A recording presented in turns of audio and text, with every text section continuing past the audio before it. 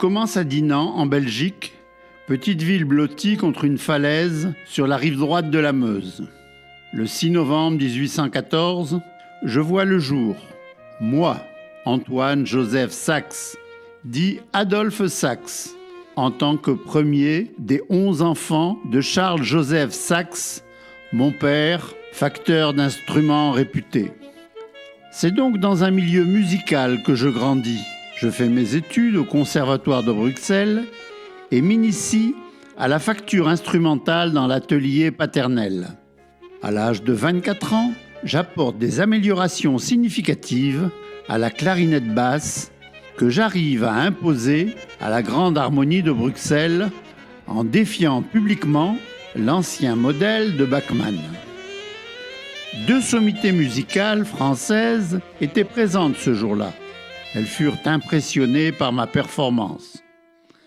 François Antoine Abnec, violoniste-compositeur et chef d'orchestre, ainsi que Jacques Fromental Halévy, compositeur réputé. Un jour, ce dernier m'envoya une lettre. « Hâtez-vous de terminer votre nouvelle famille d'instruments et venez en aide aux pauvres compositeurs. » Il ne m'en fallait pas plus. Quelques mois plus tard, je débarquai à Paris avec de grandes ambitions. À Paris, je présente le saxophone à Hector Berlioz, qui s'intéresse énormément à la nature des timbres. Impressionné par la sonorité de ce nouvel instrument, le compositeur écrira un article dans le très intellectuel Journal des débats du 12 juin 1842. Il y souligne la sonorité de mon nouvel instrument.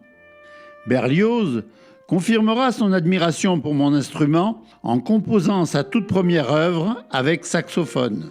Il s'agit du chant sacré. Dès notre première rencontre, une amitié sincère naît entre lui et moi. Grâce à son appui et celui de François Abnec, je suis propulsé dans le monde musical parisien. Encouragé, je vais mettre au point 2 familles complètes.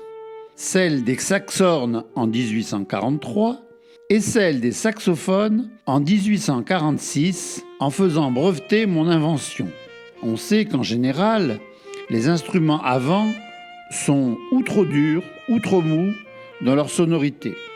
J'ai voulu créer un instrument qui, par le caractère de sa voix, puisse se rapprocher des instruments à cordes, mais qui possédait plus de force et d'intensité que ces derniers.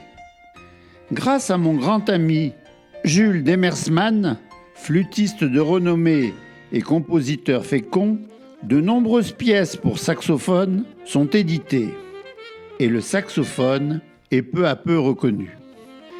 Mais la vie parisienne s'avéra également parsemée d'embûches. Victime de mon talent et de la jalousie de concurrents et d'artistes médiocres, je serai entraîné dans une interminable chaîne de procès qui finirent par me ruiner.